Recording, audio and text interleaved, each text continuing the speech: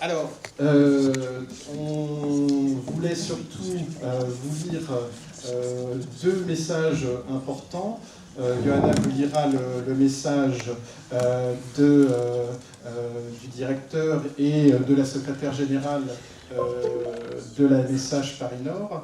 Moi, je voulais vous lire le message d'Evelyne Lyonnais-Salvatore, qui est donc sénatrice de la Seine-Saint-Denis, conseillère municipale à Aubervilliers, et qui donc est la veuve de Jacques Salvatore, qui a été maire d'Aubervilliers de 2008 à 2014, et qui a été donc la personne qui nous a accueillis à Aubervilliers en 2011.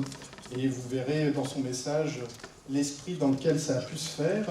Et aussi, du coup, Monsieur Daguet devait être là, et malheureusement, il n'est point là, mais la municipalité actuelle nous a rappelé qu'elle était tout à fait dans les mêmes dispositions d'esprit par rapport à l'accueil de la Cité des mémoires étudiantes à Aubervilliers. Alors, je vous lis le message d'Evelyne Lyonnais-Salvatore. Mesdames, Messieurs, chers amis, je ne peux malheureusement être présente avec vous en ce jour si important, mais je tenais à vous transmettre ces quelques mots. Ce jour est important pour la France et son histoire, qu'elle soit passée, présente ou future. Il l'est bien évidemment pour l'histoire étudiante, enfin il l'est pour ce territoire. Aujourd'hui, nous célébrons ces étudiants qui, marqués par des années de guerre, il y a 70 ans à Grenoble, se réunissaient pour contribuer à une société plus ouverte, permettant aux étudiants de devenir des citoyens plus éclairés.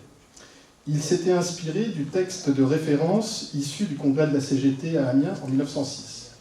Paul nous dira si c'est bien le cas. Cette CGT, qui 3 ans plus tard, verra nommer à sa tête un certain Léon Jouot, pour de nombreuses années, prix Nobel de la paix en 1951, qui a travaillé dans une manufacture d'allumettes non loin d'ici, à Aubervilliers. Pour la petite histoire, cette manufacture d'allumettes à Aubervilliers accueille maintenant l'Institut national du patrimoine. Aujourd'hui, 70 ans plus tard, la signature de cette convention entre la Cité des mémoires étudiantes et l'État est loin d'être anecdotique. Au cœur du futur plus grand campus universitaire en sciences sociales d'Europe, au sein du territoire le plus jeune de France métropolitaine, où vivent les personnes les plus fragiles, ce partenariat entre déjà dans l'histoire étudiante et citoyenne de notre pays. Nous connaissons toute l'importance de l'histoire et de sa transmission, et le travail mené par cette association, en lien avec les archives nationales, est tant une richesse mémorielle que l'une des conditions nécessaires à l'épanouissement de nos futures générations. S'inspirer du passé pour construire un futur meilleur, c'est bien cela que cette convention permettra. Enfin, permettez-moi d'associer à ces modestes et quelques mots Jacques Salvatore, le fondateur du MARC, donc le MARC qui était le mouvement d'action et de recherche critique, fondé en 1969, le passionné d'histoire, le maire d'Aubervilliers de 2008 à 2014. Il aurait tant été heureux d'y participer. Merci. Voilà pour ce message-là. Et Rousseau, les archives du MARC. Alors, c'est comme tout, hein. Une grosse partie des archives du MARC a été quand même sauvegardée par la CFDT, puisque c'est la CFDT qui avait soutenu la création de ce mouvement-là en 1969. Vous avez aussi les archives, une partie des archives du MAS et de PSA qui sont à la CFDT. Voilà, je ne sais pas si... Et on va vous lire le petit mot de la MSH, et après on va pouvoir passer à la table. Alors, la direction... Non, c'est pas bon. On crachait dedans, oui. Et non, c'est plus facile. Voilà. La direction de la MSH Paris Nord, M. Berthaud, directeur, et Mme Bosch, secrétaire générale, reste d'acquérir la Cité des mémoires étudiantes pour la table ronde classement et valorisation des archives étudiantes pour fêter les 70 ans depuis la charte de Grenoble au sein de la MSH Paris Nord. Nous vous rappelons que l'exposition Les 150 ans d'engagement étudiant à l'international a eu au rez-de-chaussée de la MSH Paris Nord jusqu'au 4 mai 2016. Nous vous souhaitons à toutes une fructueuse table ronde. Merci. Voilà.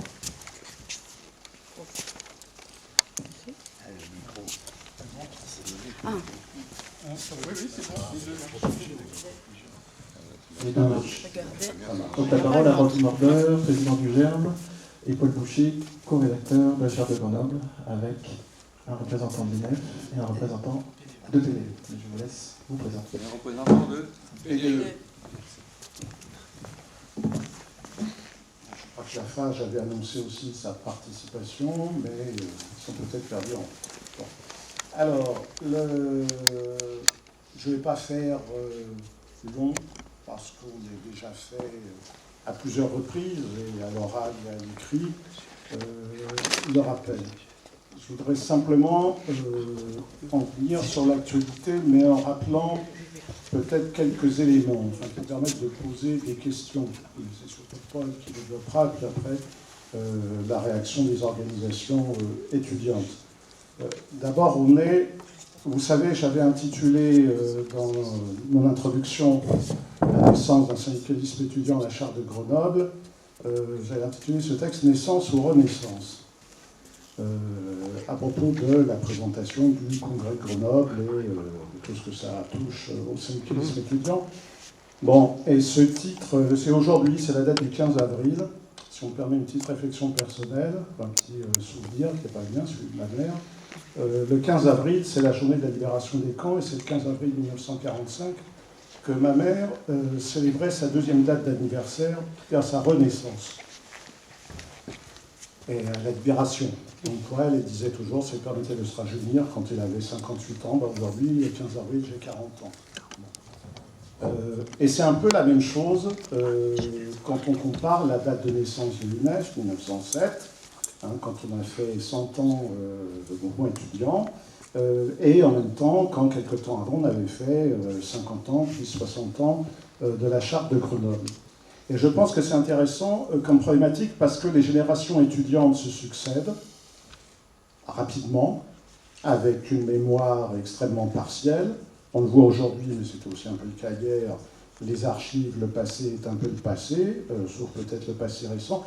Et il est certain que 39-45, ces 6 années, c'est pas simplement une génération étudiante, c'est un monde qui s'écroule, un nouveau monde qui renaît, et c'est un sacré changement. Et donc la Charte de Grenoble, qui peut être présentée comme, comme quelque chose de nouveau, d'inédit, reprend en fait, sans le savoir, des éléments anciens, puisque le discours, le syndicat, la revendication, y compris le salaire étudiant, la rémunération étudiante, on trouve déjà tout ça dans l'entre-deux-guerres. Mais ce qu'apporte la charte, et je pense que Paul ne me démentira pas, c'est la mise en forme doctrinale, au bon sens du terme, d'un corpus, d'une synthèse, à la fois de ce qu'il y avait de meilleur dans le passé, sans que forcément les acteurs de l'époque aient su tout ce qui avait eu lieu auparavant, et en même temps un constat et une prophétie pour l'avenir. Et là, je passe directement un peu à la question de l'actualité. C'est qu'il y a toute une série de choses qui sont dites dans la Charte de Grenoble. L'étudiant est un jeune travailleur intellectuel, son intégration de la nation, son lien avec le syndicalisme professionnel, avec le syndicalisme des confédérations. Et c'est quelque chose qui était plutôt à l'époque à la fois de la volonté, de la volonté, qui est extrêmement une volonté, alors que la réalité sociologique, elle va venir un peu plus tard, dans les années 50, et surtout avec la massification, la démocratisation. Et un des exemples qui fait qu'on a intitulé notre tribune 70 ans et pas une ride, c'est, vous savez qu'en 2006, au moment où sort le bouquin, on a fait les 60 ans de la Charte de Grenoble, on avait été à Grenoble avec Pierre Rostini, on avait discuté tout l'aller et tout le retour, bon, et sur place. J'avais fait une tribune dans le Monde, parce que c'était en plein mouvement CPE. Et là, on s'est dit, avec Jean-Philippe, avec Paul, là, on va faire une tribune, à 3 pour les 70 ans. Et c'est vrai que quand on a vu que la tribune de 2006, on a modifié un peu, on a mis des choses en plus sur l'actualité. En fait, c'est pas la tribune d'il y a 10 ans qui n'a pas pris le rythme, c'était bien la charte, malgré évidemment tout ce qui concerne peut-être des questions plus de détail. Donc c'est un petit peu autour de cette actualité de la charte, de son histoire, de l'actualité qu'on peut interpeller les organisations étudiantes et que ces dernières d'ailleurs peuvent également interpeller et réagir. Parce que moi, quand j'ai travaillé côté recherche là-dessus, ce qui est absolument extraordinaire, c'est de voir que l'UNEF était dans une situation très mauvaise, très forte concurrence, et comment en fait, animés d'un même esprit, malgré les différences, plusieurs personnes dans plusieurs organisations, plusieurs courants, plusieurs mouvements ont convergé jusqu'au point de faire, avec la charte et autour de la charte, de faire de l'UNEF le syndicat unique de la classe étudiante, comme le disait Le Figaro en 1956, même si ça allait durer 15 ou 20 ans et qu'ensuite les choses allaient se modifier. Il est certain que ce coup de force, pas au sens de coup d'État, mais en tant que coup extraordinaire où quelques individus, quelques courants ensemble réussissent à lever dans une conjoncture précise un défi et arriver à constituer quelque chose qui n'était pas donné d'avance. Et la question, moi, que je pose toujours en donnant cet exemple, c'est que c'est un exemple qui a une valeur historique, qui a une valeur exemplaire d'exemple, et ce qui a été fait hier, pourquoi ça ne pourrait pas être refait aujourd'hui, évidemment, dans le monde actuel, dans le monde étudiant actuel, sous d'autres formes. C'est un petit peu la discussion qu'on avait quand on échangeait, est-ce que ça s'appellerait syndicalisme ou autre chose. Mais c'est effectivement cette idée que la volonté de quelques-uns, une tactique adaptée, une situation qui peut être favorable à un moment donné, eh bien, quand tout ça arrive à un moment donné à se joindre, ça peut donner des résultats tout à fait intéressants sur lesquels on n'aurait pas parié, les gens raisonnables n'auraient pas parié quelque temps avant. Voilà un petit peu le sens de mon introduction, mais je voudrais passer la parole à Paul. Et alors, est-ce que Paul, justement, j'espère que vous avez tous en main, je ne sais pas si nos amis étudiants ont bien, il faut peut-être l'allumer, celui-là, s'il n'en passe. Je ne sais pas si vous avez tous ce projet de réforme des statuts de l'UNEF, et notre ami de l'UNEF là aussi, parce que du coup ça peut être... Oui, c'est bon. Parce que du coup, je ne sais pas si Paul voudra en parler directement, mais il pensait que c'était important que tout le monde ait ce texte. Donc je laisse la parole à Paul. Bien. Le mot héritage est un mot, le moins qu'on puisse dire, ambigu pour parler de l'héritage de la charte de Grenoble. Je crois qu'on entend là.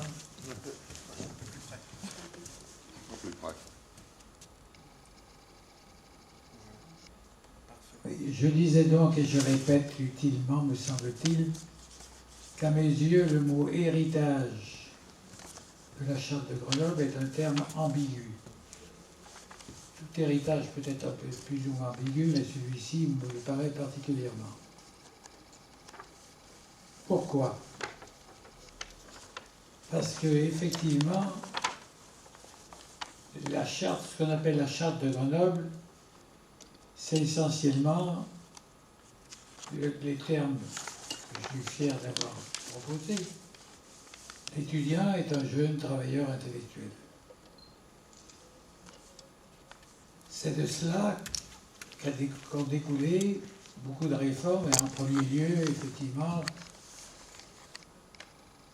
sur le plan de la santé, le choix d'avoir un régime étudiant qui tienne compte à la fois de l'évolution générale de la sécurité sociale qui se mettait en place et en même temps de la nécessité d'une autonomie de gestion. C'est un double choix qui n'était absolument pas évident. Absolument pas évident, ni l'un ni l'autre. Les alliés sur un des points se trouvaient avec des adversaires sur l'autre.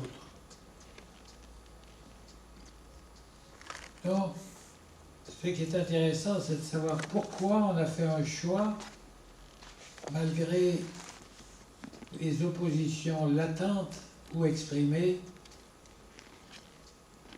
qui exprimait la volonté étudiante au sortir de la guerre de créer un nouveau mouvement. J'ai demandé à ce qu'on publie,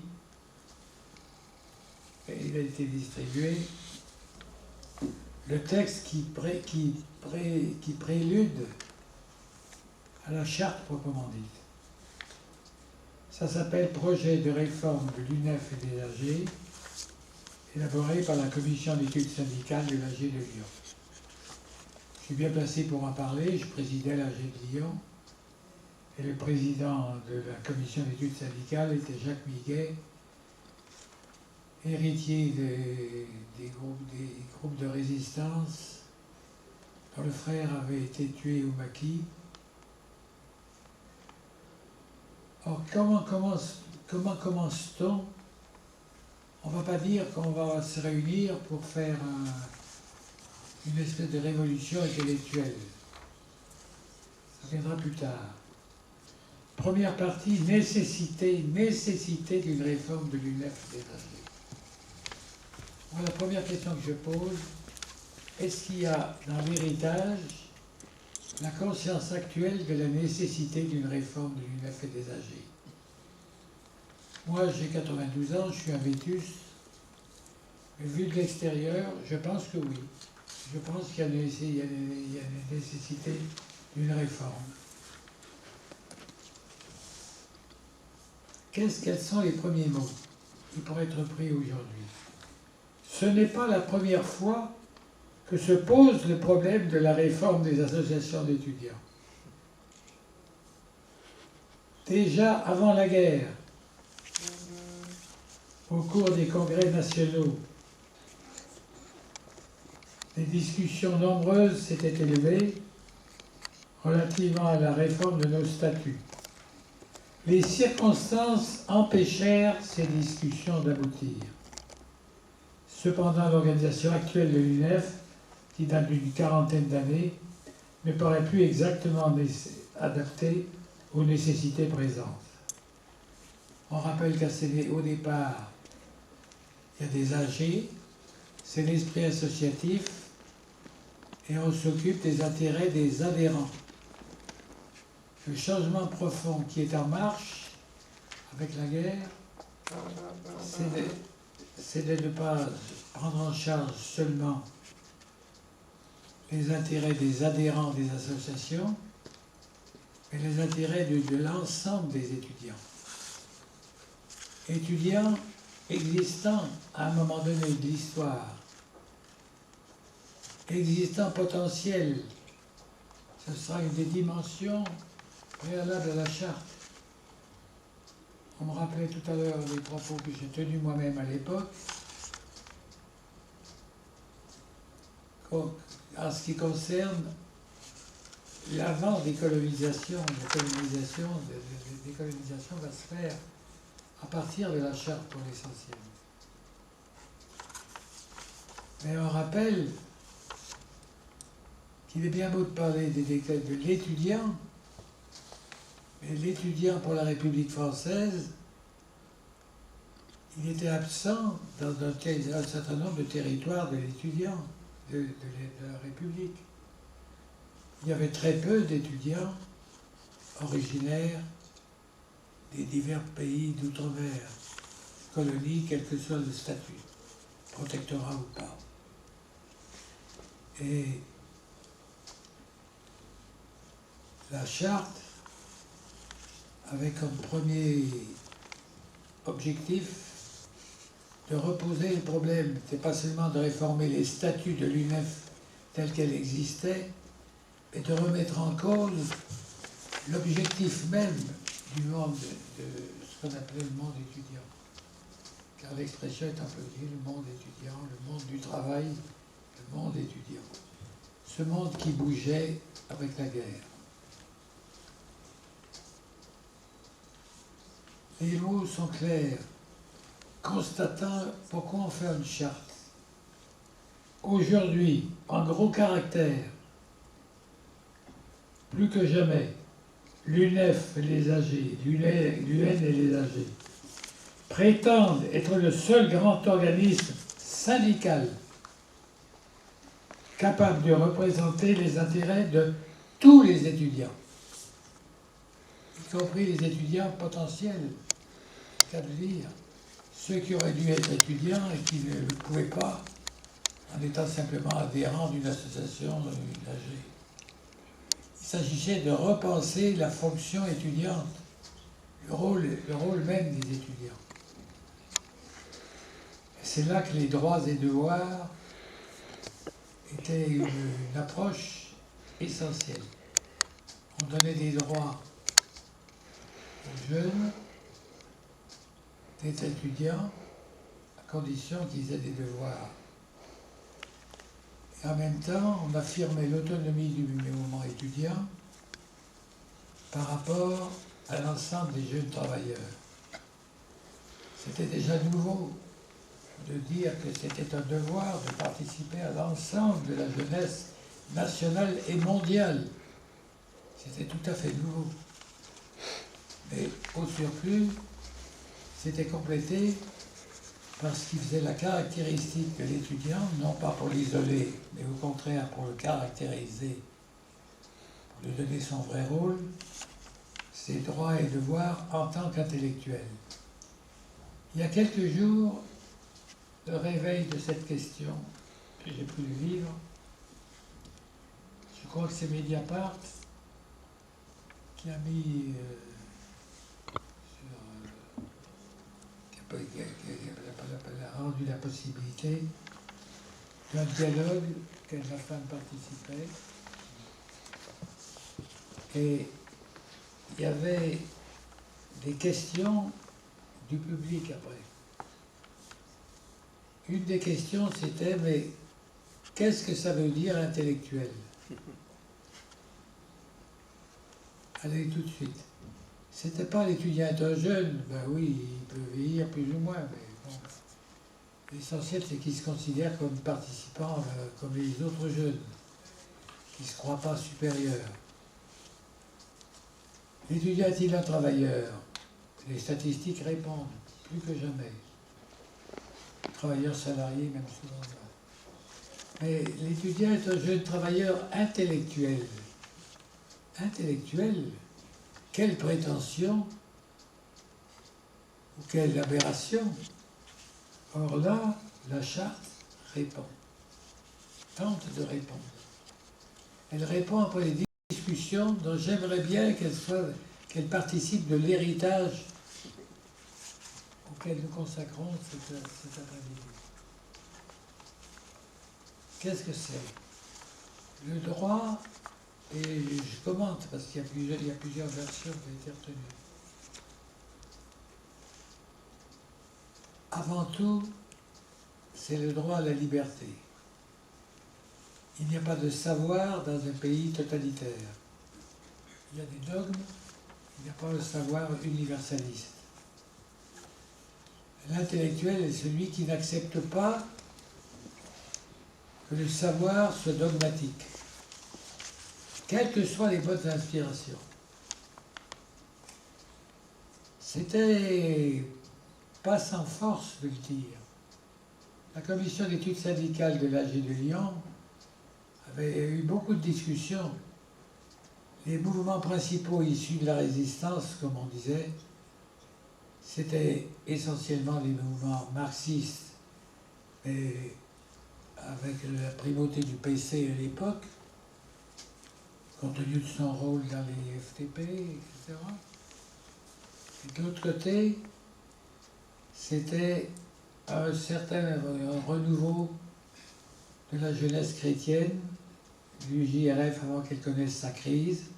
Il y avait la JAC chez les paysans, la JOC chez les ouvriers, la GEC chez les étudiants. Or, cette nécessité que l'intellectuel n'accepte pas de dogme et qu'au contraire, il ait droit à la liberté pour rechercher la vérité. La vérité, c'était pareil. Est-ce qu'il fallait mettre un grand V? qu'il fallait mettre un grand V. Il y avait à l'époque, sortir de la guerre, des gens qui étaient persuadés qu'il y avait une vérité. On rejoint l'esprit dogmatique. La vérité est toujours à chercher et à redécouvrir.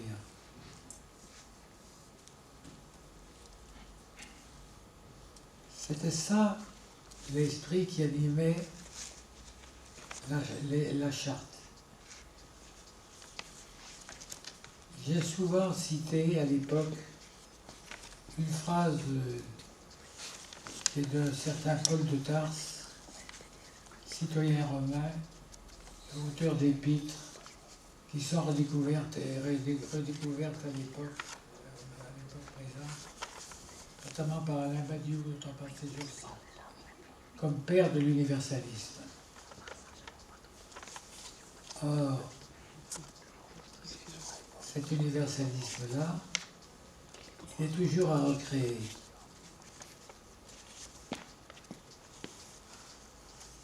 L'époque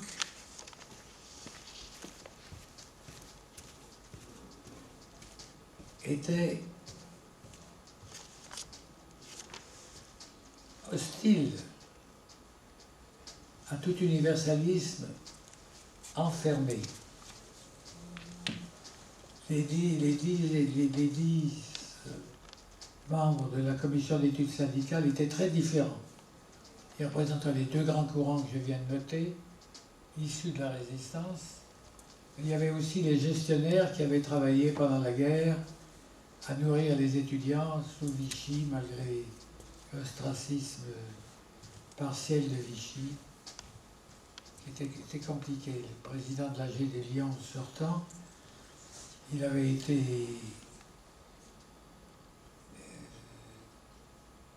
révoqué parce qu'il avait accepté de siéger dans le conseil d'études Vichy avait créé.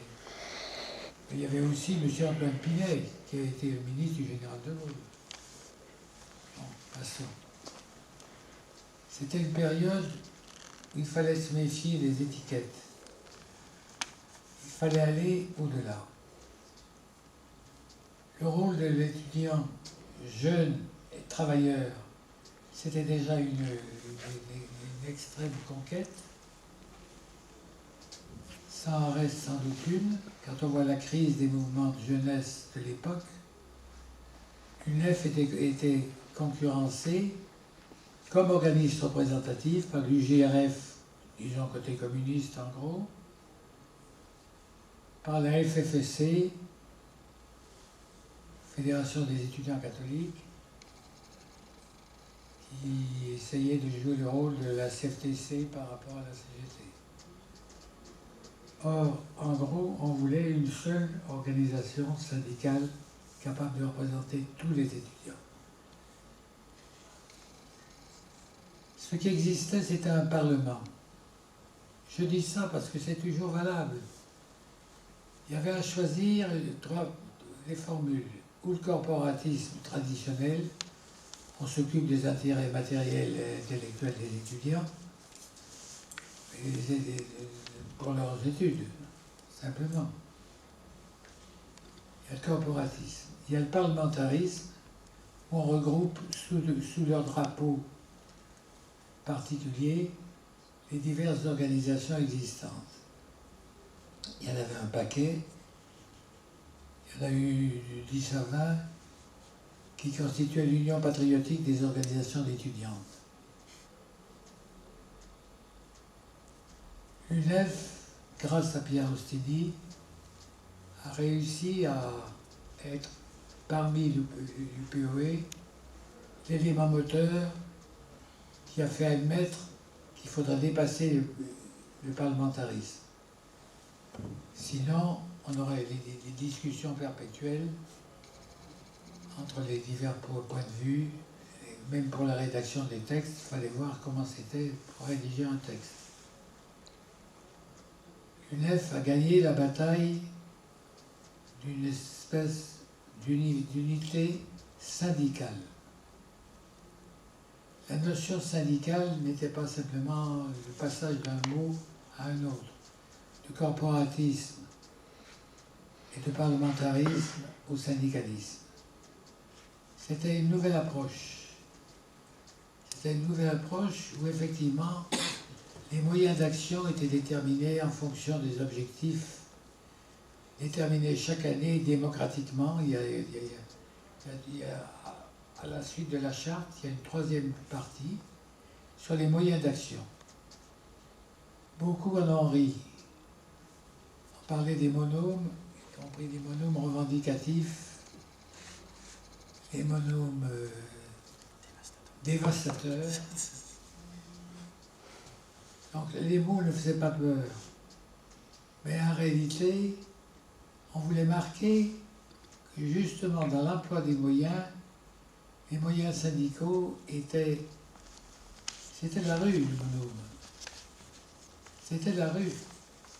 Or la rue, l'AG de Lyon, la rue, ça voulait dire quoi? Ça voulait dire que, d'une part, on faisait un monôme pour reconduire le nouveau recteur qu'on voulait nous mettre après la Libération à la place du recteur de la Libération, qui était André Alix, qui était un résistant.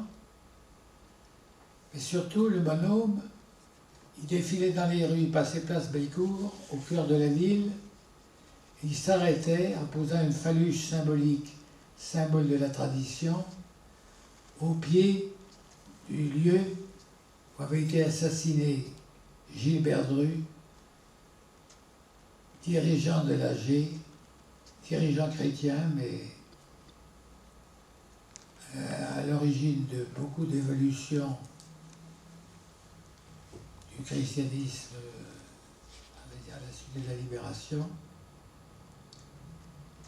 dont le cadavre était resté pendant des heures et des heures sur la place, tandis que le tramway passait à côté et que les gens regardaient Et à côté de là, il y avait symboliquement le cadavre d'un jeune ouvrier aussi, ainsi que le cadavre de Chambonnet, un des dirigeants de la résistance de l'Ambescrète.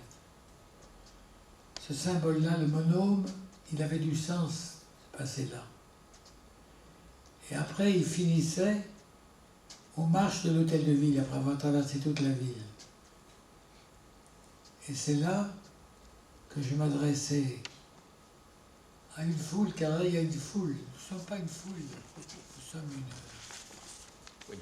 une élite. Comment allez-vous dire? Comment allez-vous dire? Bon, il y avait du monde. Et ce jour-là, on annonçait justement ce qui allait devenir la charte de Grenoble. La charte de Grenoble, et donc, j'avais parlé de Paul de Tarse, le citoyen romain redécouvert en Jésus. Paul de Tarse a une phrase que j'ai fait graver dans des divers lieux. La lettre tue, tue. Elle tue la lettre. Mais l'esprit vivifie.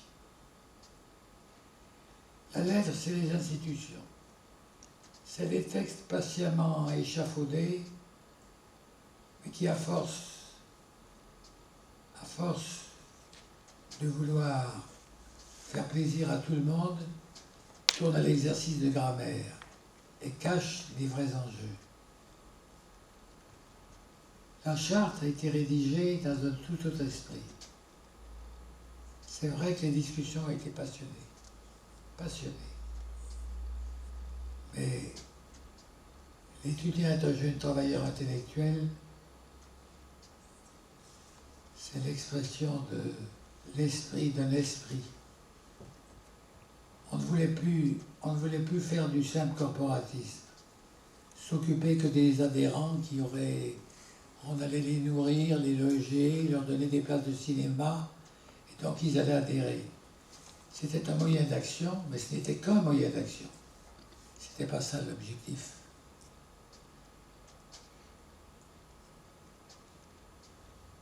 La lettre tue, mais l'esprit vivifie. L'esprit nouveau était là. constatant le caractère périmé des institutions qui les régissent, c'est le préambule de la charte, constatant le caractère périmé, on voulait du nouveau. Et le nouveau, c'était à la fois, avant la décolonisation, encore une fois, une déclaration des droits de l'homme et du citoyen qui permettent aux gens, autres que ceux de métropole, de rejoindre les cohortes étudiantes.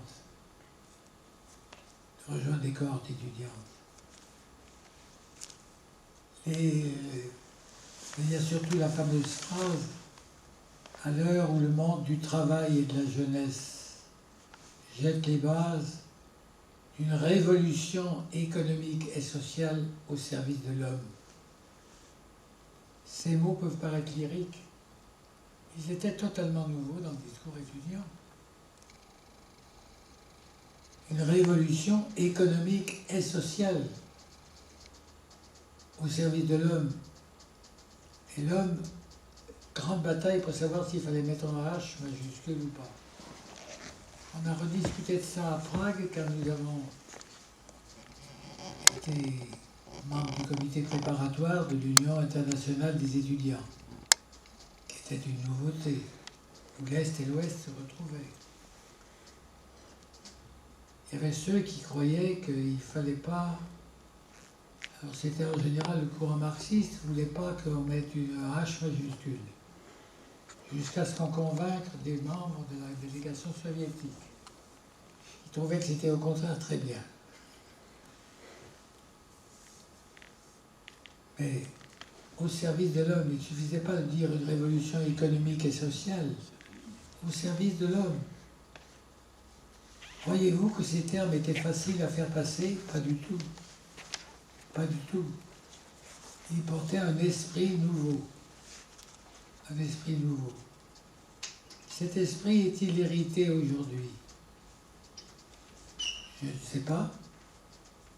Il est dommage, effectivement, que l'ensemble des mouvements étudiants, puisque le mouvement étudiant est assez divisé, ce qui est normal aussi compte tenu du nombre.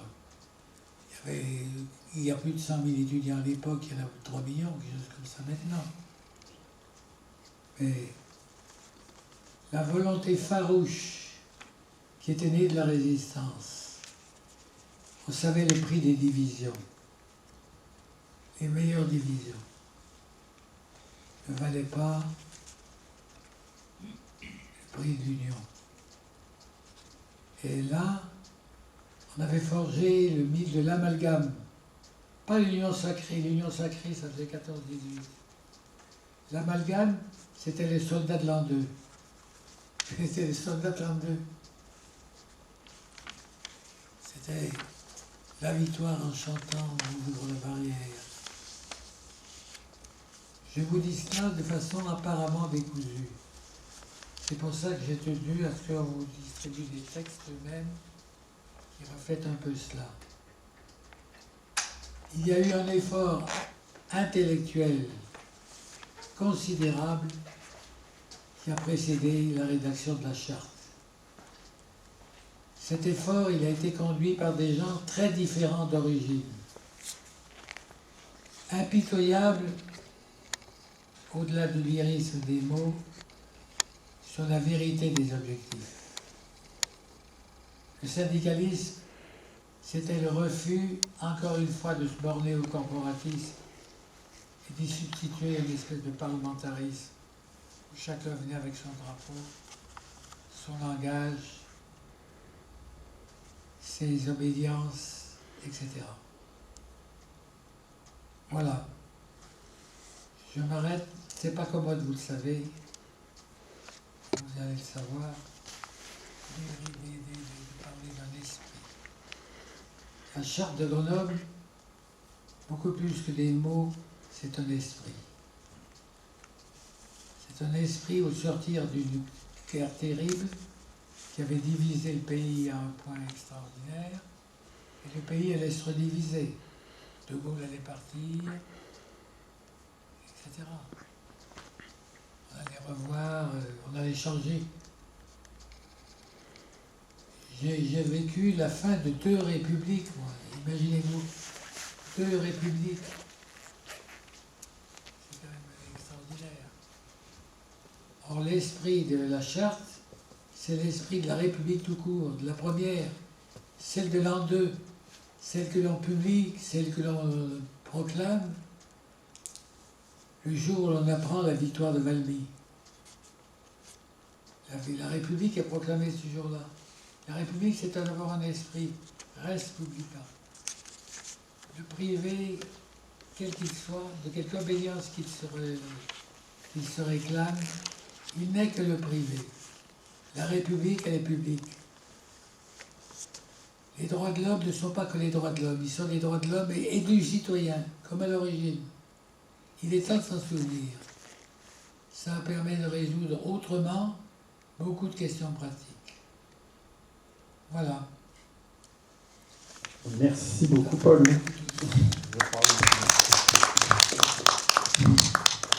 Donc, alors, Roby veut peut-être redire des choses ou... Donc, on va laisser la parole à nos 2 représentants étudiants, en plus, en les remerciant d'être là, parce que ce qui est intéressant, c'est de voir aussi, 70 ans après, ce que les uns ou les autres peuvent dire de cet héritage, et puis après, on pourra avoir un débat plus général. On va commencer par l'UNEF, puisque l'UNEF d'aujourd'hui n'est pas forcément l'UNEF de l'époque, mais justement c'est intéressant de voir comment l'UNEF d'aujourd'hui se réapproprie ou pas cet héritage. Est-ce que la charte de Grenoble est encore un texte qu'on diffuse dans les séances de formation militante? Est-ce que c'est quelque chose qui fait encore référence? Et puis plus globalement, qu'est-ce que tu as envie de dire en tant que militant aujourd'hui sur cet héritage ou pas de la charte de Grenoble, Tu as vu ce que Paul Boucher en dit, donc à toi la parole. Parfait, juste avant d'intervenir, je veux vraiment vous remercier pour organiser cet événement. Surtout que pour nous, la charte de Grenoble, à l'UNEF en tout cas à l'heure actuelle, ça reste un texte qui a une valeur particulière. On se le dit souvent, mais le milieu étudiant, le milieu jeune, c'est un milieu qui évolue souvent, qui a vocation, entre guillemets, à se renouveler souvent, qui nous impose, nous, en tant qu'organisation de jeunesse, à devoir nous adapter, à devoir essayer de trouver le discours le plus opérationnel pour pouvoir, entre guillemets, avoir une parole de vérité. C'était ce que vous disiez, mais la vérité, c'est quelque chose qui se recherche et sur lequel on doit se battre au quotidien. Pour autant, il y a quelque chose de très particulier, c'est que cette charte de Grenoble, c'est quelque chose qui aujourd'hui est encore fondamental dans notre mode de réflexion, dans notre mode d'action, ou tout simplement dans notre vision de ce que sont les étudiants, ce que sont les jeunes, et ce que doit continuer à porter l'UNEF au quotidien. C'est une charte qui, globalement, qui fait de l'UNEF un vrai mouvement étudiant et surtout un vrai mouvement syndical qui a vocation à transformer toute la société. Et surtout, je vais juste reprendre le premier article, mais qui fait du jeune un jeune travailleur intellectuel. On est très attaché à cette formule et donc évidemment l'ensemble des camarades de l'UNEF, dès leur première journée de formation, dès leur première journée à l'UNEF, restent attachés à cette formule, tout simplement parce qu'elle permet de poser la question des jeunes, la question de la jeunesse, sous une vision plus positive que celle qu'elle pouvait se poser autrefois, sous une vision active qui fait du jeune un vrai, entre guillemets, être social qui participe à la société, qui est de la responsabilité de l'intégralité de la société, c'est-à-dire qu'il appartient à la société de permettre aux jeunes de pouvoir étudier dans les meilleures conditions possibles, de pouvoir concrètement être mis dans les meilleures conditions possibles pour pouvoir réussir. Et cette question, elle a marqué l'UNEF et elle continue à marquer l'UNEF parce qu'elle est la base de notre vision de ce qu'aujourd'hui l'UNEF en tant que syndicat étudiant doit pouvoir continuer à porter. C'est-à-dire que c'est cette affirmation qui fait aujourd'hui un peu tout ce que sont les combats que peut porter l'UNEF, que ce soit la question par exemple de la sécurité sociale étudiante ou encore plus récemment la question de la mobilisation contre la loi El Khomri. Si aujourd'hui à l'UNEF, on a fait le choix d'appeler à cette mobilisation, d'appeler partout en France les étudiants, les jeunes dans leur globalité, c'est qu'on est marqué encore par cette idée qu'aujourd'hui, l'UNEF, elle ne doit pas simplement représenter des intérêts corporatistes, des intérêts, entre guillemets, des étudiants par rapport à leur filière, par rapport à finalement, est-ce qu'ils seraient adhérents ou pas adhérents au sein de l'UNEF, mais à l'idée que l'UNEF, en tant que syndicat étudiant, elle doit être la maison commune de l'ensemble des étudiants pour pouvoir porter leur voix, pour pouvoir les défendre au quotidien, et surtout à dire que les jeunes, ils sont légitimes, ils sont l'avenir de demain, qu'ils ont leur mot à dire sur un peu tout ce qui peut se porter dans la société, et notamment, quand je parle de la question de la mobilisation sur la loi travail, c'est sous ce prisme-là qu'aujourd'hui on a été en capacité de mobiliser les jeunes. En leur montrant que, certes, il y a toujours une partie des jeunes qui sont contraints de travailler pendant leurs études et qui sont aujourd'hui principalement victimes de la précarité étudiante, mais même pour ceux qui ne travaillaient pas directement pendant leurs études, même ceux qui seraient amenés par la suite à travailler, et a priori on pourrait se dire qu'ils ne seraient pas les premiers concernés par ce projet de loi, tout simplement parce qu'aujourd'hui, en tant que jeune, on a une vocation à transformer la société, à essayer de s'insérer plus tard professionnellement et à défendre, entre guillemets, l'intégralité de la société. Finalement, on a été en capacité de mettre des milliers de jeunes dans la rue, à être des millions. Et ce que je disais donc sur cette charte de Grenoble, c'est que nous, on a un attachement particulier à cette vision-là. Alors effectivement, l'UNEF, c'est pas exactement la même que ce qu'elle était au moment de la création de la charte de Grenoble, mais pour autant, aujourd'hui, c'est quelque chose qui continue à marquer l'action de l'UNEF, qui continue à marquer notre vision de ce que doit être l'UNEF en tant que syndicat étudiant, en tant que point de repère pour défendre la population. Et juste 30 secondes, un petit détail, c'est que aujourd'hui, par exemple, si cette mobilisation elle n'est pas finie, si cette mobilisation elle a permis quand même à présent, quand on entend les annonces du gouvernement de nous permettre d'obtenir un peu plus de 500 millions d'euros d'investissement pour la jeunesse dans sa globalité, c'est-à-dire à la fois les étudiants, les futurs étudiants, mais même directement les jeunes, pour qu'ils puissent s'insérer sur le marché du travail, c'est parce qu'aujourd'hui on a encore en tête cette phrase qui fait du jeune un jeune travailleur intellectuel et qui fait aussi de lui quelqu'un qui est tenu aujourd'hui de s'intégrer dans la jeunesse mondiale, dans la société dans son ensemble, et donc qui à ce titre-là doit, et entre guillemets, et c'est un devoir auquel on est attaché, doit pouvoir porter un discours de toute une génération. Alors effectivement, c'est un exercice intellectuel pas toujours facile, de faire en sorte d'être le plus pertinent,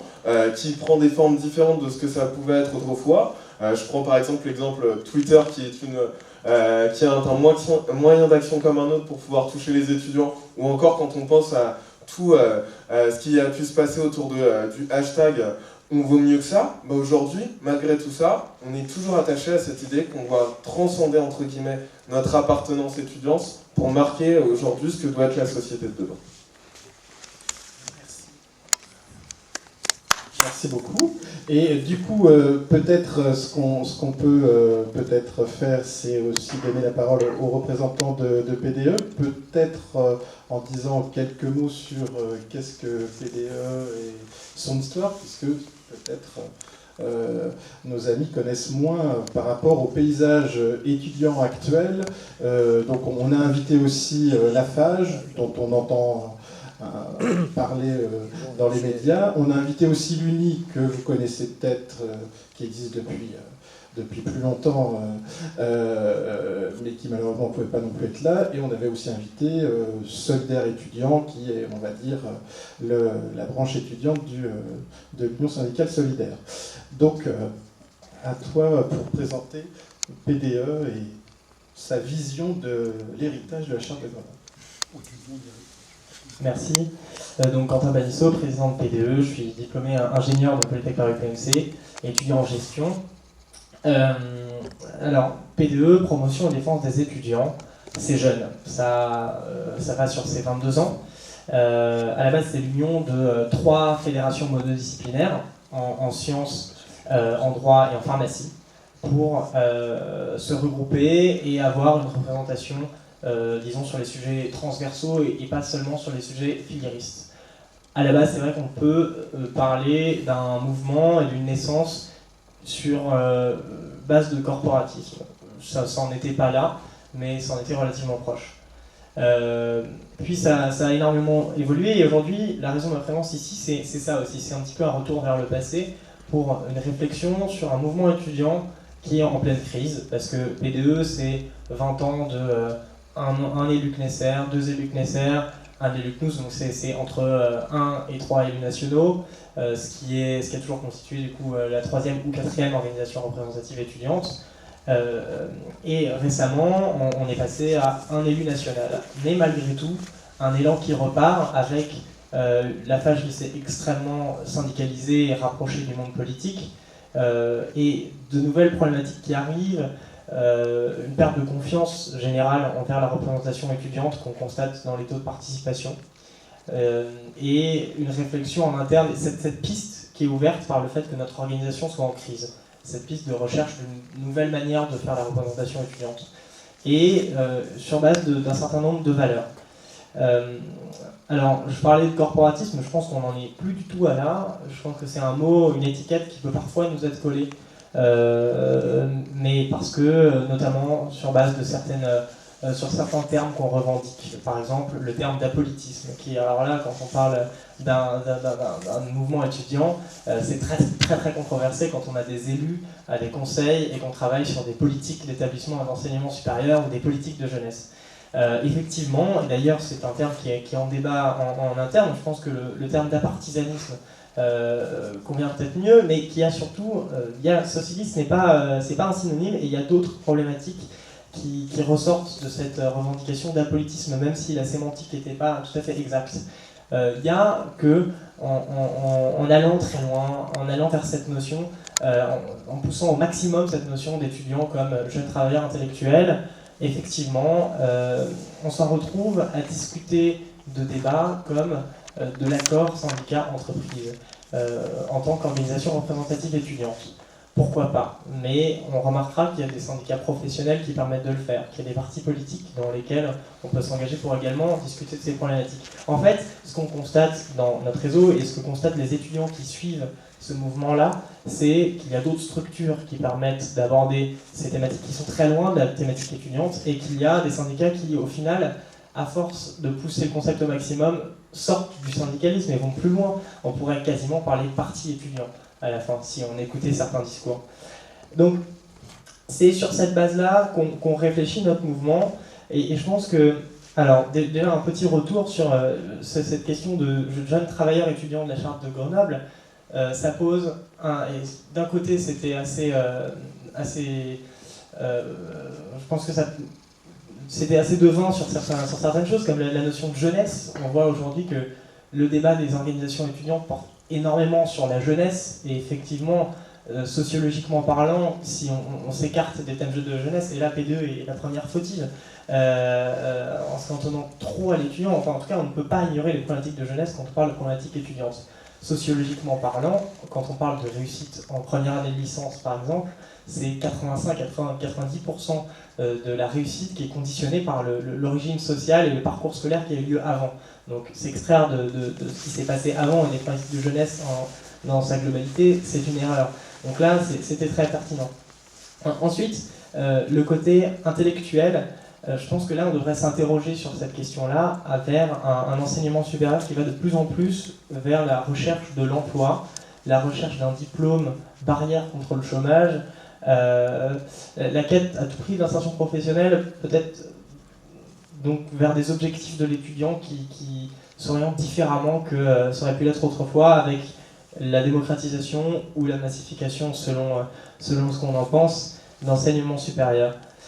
Et enfin, sur le côté travail, je pense que ça a exprimé et qu'on continue à l'exprimer. Alors, pour la loi travail, peu importe la position qu'on tenait ou la réaction qu'on tenait, ça a exprimé une espèce de recherche de position de l'étudiant dans cette société, peut-être de le rattacher à certaines catégories sociales afin qu'il puisse disposer d'aide et d'un cadre et de pouvoir étudier dans des conditions d'études et des conditions de vie saines. Et je pense que c'est par là que s'est dirigée vers cette définition, et qu'on a essayé de se raccrocher à ces droits-là qui existaient contre des droits qui n'avaient pas forcément peut-être pour les étudiants. En revanche, sur l'aspect jeunesse, pardon, on va revenir dessus, je me faisais la réflexion tout à l'heure que peut-être que c'est quelque chose qu'il va falloir remettre en question avec le développement de la formation continue et de la formation tout au long de la vie, où de plus en plus, peu importe l'âge, l'étudiant, peu importe son âge, tout le monde peut être étudiant et continuer à étudier et c'est même conseillé. Je pense que derrière tout ça, il y a une grande question de représentativité. Comme je vous le disais, nous, on se raccroche à ce modèle et ses valeurs et à cette situation de crise en interne où on peut se permettre de réfléchir au fondement de notre organisation, de notre mouvement, pour chercher comment mieux représenter les étudiants. 9% de participation à l'échelle nationale aux urnes des étudiants, compte tenu des conditions des élections étudiantes, c'est-à-dire aller les chercher dans leurs amphis, dans leurs salles de télé pour les escorter quasiment jusqu'aux urnes, c'est très très faible. Et à l'ère du numérique, où on a des outils formidables pour toucher les 2,6 millions d'étudiants qu'il y a une remise en cause qui est nécessaire. Et effectivement, c'était déjà quelque chose qui était écrit en 1946 dans la réforme de l'UNEF. Effectivement, ça devait probablement être quelque chose qui est remis en cause à l'époque. Cette notion de représentativité, je pense que, et c'est ce que pense notre mouvement et notre organisation, ce côté de syndicalisme extrême et de direction vers quasiment un parti étudiant, c'est quelque chose qui refroidit énormément les étudiants dans leur participation aux élections, leur participation à ces organisations-là. Et on le voit dans toutes les réactions qu'il y a pu avoir sur les participations sur la loi travail qui sont très très mitigées. Et là-dessus, les réflexions qu'on a, qui sont peut-être une ouverture, qui sont en cours, c'est que nous, on préfère, plutôt que de se brider, et c'était une réaction de P2 face à certains sujets qu'il estimait trop politiques à une époque, enfin, c'est quand même aberrant, mais on s'estime aujourd'hui outil citoyen, outil démocratique sur ces questions-là. Par exemple, pour la loi travail, effectivement, on ne peut pas dire que ça ne concerne pas les étudiants. Tout étudiant peut réagir. Et comme je disais, il y a des syndicats professionnels, il y a des partis pour prendre position, pour aller dans la rue, parce que les syndicats professionnels sont quand même directement concernés. Et moi, j'étais personnellement interpellé par le fait que 26 millions sur 26 millions de personnes salariées ou travailleurs indépendants, il y a au final une majorité de jeunes dans la rue. Donc, voilà, si nos étudiants, et c'est ça qui permettrait à P2 d'acquérir plus de représentativité, ou à n'importe quel mouvement étudiant, c'est de s'affranchir de ces problématiques-là, et de se faire outil pour rediriger vers les bonnes questions, parce qu'on n'a pas vocation à fédérer des étudiants de droite ou fédérer des étudiants de gauche, mais il faut donner porte ouverte à tous ces étudiants, alors quelle que soit leur parti, enfin leur prise de position politique, et quelle que soit leur confession. Et c'est comme ça qu'on s'est dit, qu'on se positionne et qu'on commence à réfléchir des réactions sur ces sujets-là pour donner des outils aux étudiants dans ces situations-là et permettre à tous, si on cherche à représenter tous les étudiants, de pouvoir adhérer à un tel mouvement, à une telle structure. Voilà, j'ai pas tellement de mots de la fin, mais voilà un petit peu les réflexions qu'on a en cours aujourd'hui. Merci, ça permet de bien lancer le débat, même si vous avez que 2 voix étudiantes parmi les 5, 6 ou 7 possibles, mais on a déjà 2 points de vue sur l'héritage de cette charte de Grenoble. On donne la parole à quelques personnes dans la salle. Et après, on redonnera. Oui, Paul, je voudrais te poser 2 questions un peu historiques. Lorsque on fait référence à l'Union française, qu'est-ce qu'il y avait dans la tête? Est-ce que ça n'était pas surtout l'espoir, la demande, l'exigence que les étudiants de cette Union française aient le maximum de liberté et qu'il y ait plus d'égalité pour qu'ils soient plus nombreux, comme tu l'as dit, dans l'enseignement supérieur et dans les facultés?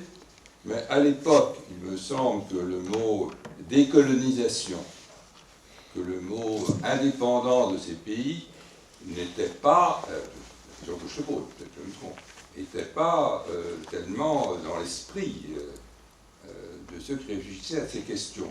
L'Union française, c'était l'épanouissement des libertés individuelles des étudiants, la fin des discriminations, et c'était une approche individuelle. Et c'était l'idée qu'on pouvait arriver à l'émancipation en donnant des droits à ces étudiants, et non pas une approche par l'indépendance ou l'autonomie de ces pays allant un jour vers l'indépendance. C'était ma première question. C'était pas un peu sans conséquence sur la façon dont après l'UNEF a vécu les épreuves de la décolonisation et l'Algérie. Peut-être d'ailleurs, si tu as un souvenir, est-ce que l'association d'étudiants d'Alger qui était là dit quelque chose, ou peut-être que tu n'as pas de souvenir. La seconde question est complètement différente, elle m'est venue à la suite de la lettre qui nous a été lue tout à l'heure par Mme Salvatore, qui se réfère, elle, à la charte d'Amiens. Alors, est-ce que dans vos discussions, dans vos délibérations, vous avez, la charte d'Amiens a été un élément, une composante, ou pas du tout? Voilà. Réponse pour la charte d'Amiens. Je ne me souviens pas qu'on en ait parlé une seule fois. Très bien, je pense. Après, la référence va de soi. Le mouvement syndical, il a vécu ça. Mais c'est absolument pas une référence. Absolument pas une référence. C'est intéressant. La volonté était autre. Le choix était autre. Alors pour ce qui concerne l'Union française. L'Union française était... L'Union française était une espérance politique à l'époque. Après, on a fait par morceaux la départementalisation. J'écoutais hier encore le problème que pose la départementalisation tardive, soit à la Guadeloupe, soit à Mayotte. Une catastrophe, Mayotte. Les problèmes de la forme politique des pays autres que métropole étaient abordés dans un climat tout à fait nouveau.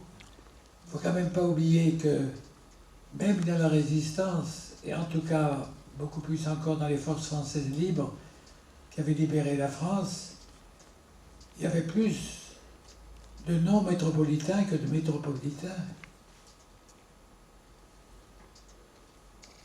La notion de citoyen, c'est pour ça que les droits de l'homme, la discussion philosophique est évidemment la même, mais les droits du citoyen, oui ou non, or l'Algérie elle-même, qui était un pays,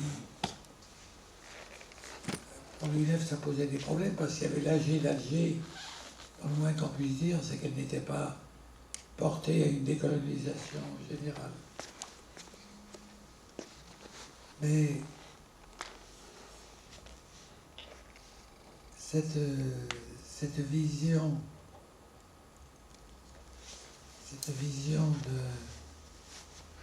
de droit du citoyen qui aurait été donné à tous ceux qui relevaient à un titre quelconque, quelles que soient les évolutions institutionnelles de la République française, il devait y avoir les droits du citoyen, pas seulement les droits de l'homme. Et ça ouvrait la porte à une décolonisation. J'ai été avocat plus tard, tout de suite à la sortie de l'UNEF. J'ai plaidé beaucoup de procès de la décolonisation. D'abord pour l'Indochine, ça s'appelle l'Indochine, et ensuite pour l'Algérie, notamment. J'ai compris, il y a eu des discussions pendant une nuit entière avec Ben Bella qui avait été arrêté, détourné, l'avion détourné au mépris des lois internationales, qui avait droit à un avocat.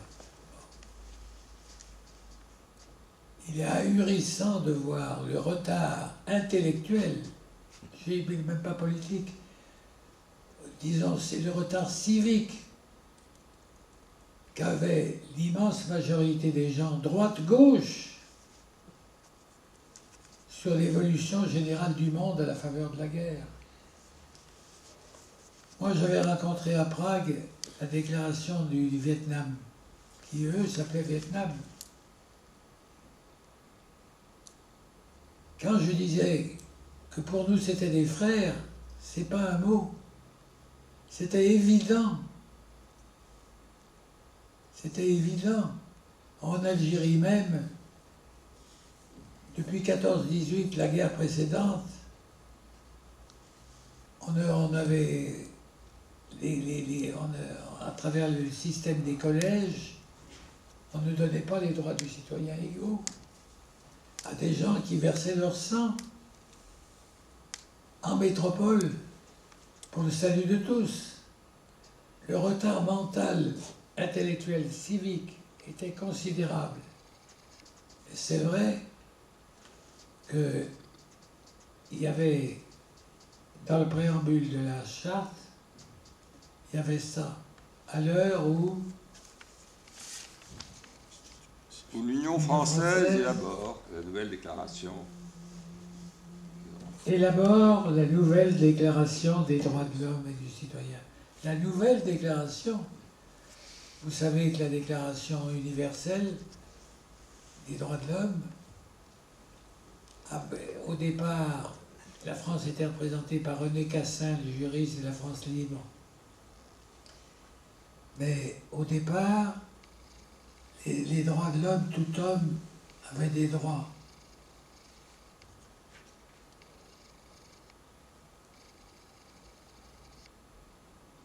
Mais on a ajouté les droits, l'égalité en dignité et en droit. Le mot essentiel qui a été ajouté, c'est le mot en dignité.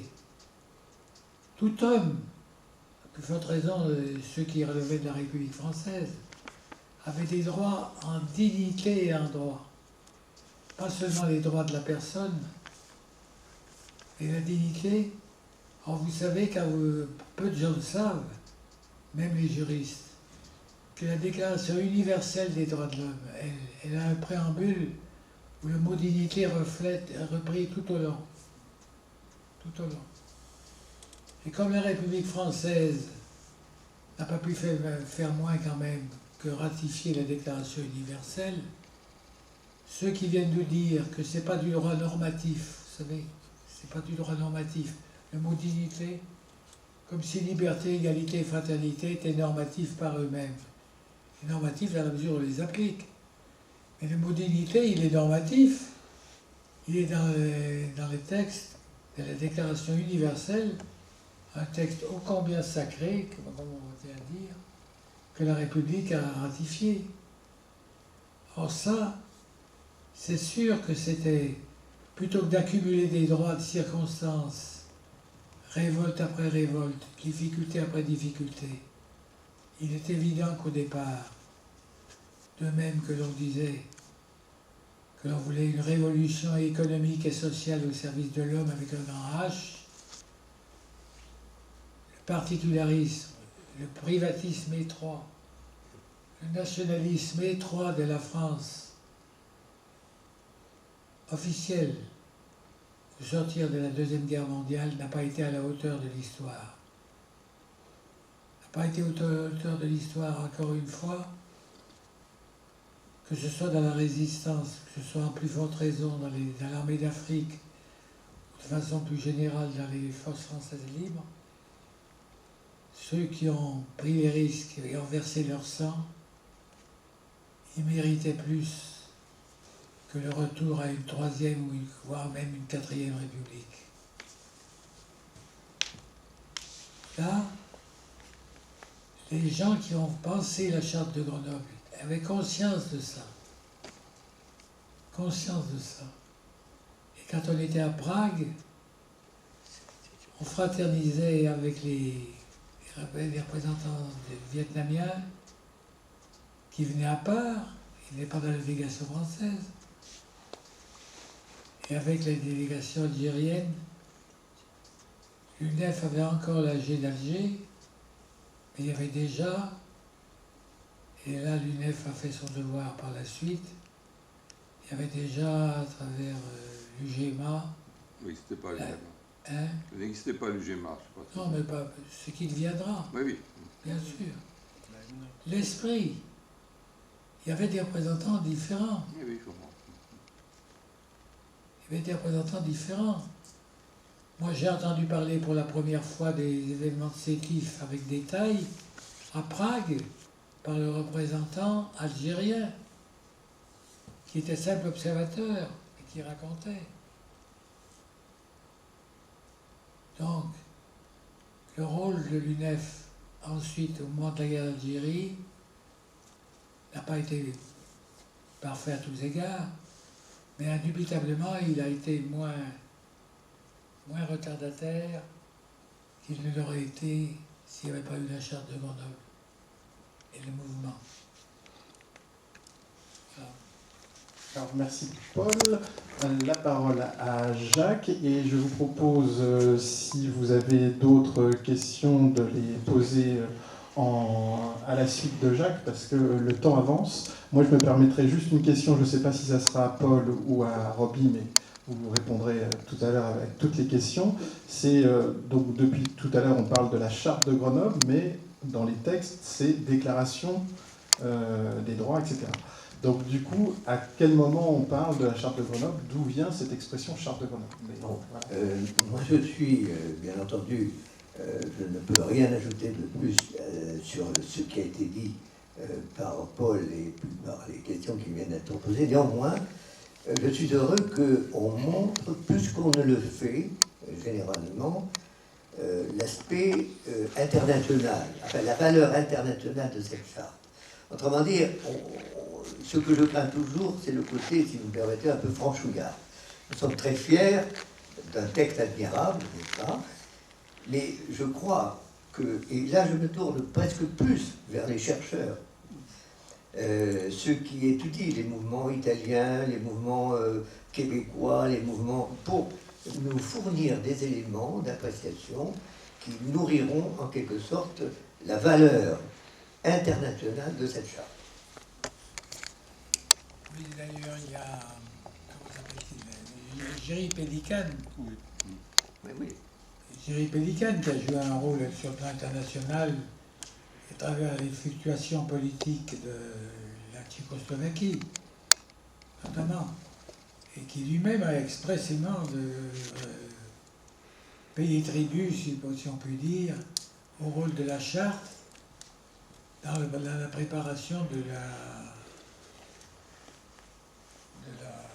statuts de l'Union internationale des étudiants. Alors que d'autres croyaient que c'était un modèle soviétique, on apprend maintenant, grâce aux archives, grâce à Tom Madden et autres, que la délégation soviétique, au contraire, au retour, a été mise sur une voie de garage. Elle s'attendait à être félicitée au retour de Prague. Elle a été conduite chez Staline, où elle a reçu un savon, parce que l'Union internationale des étudiants était trop près du modèle dit occidental. En fait, c'était le modèle de la charte. Et que la conception stalinienne était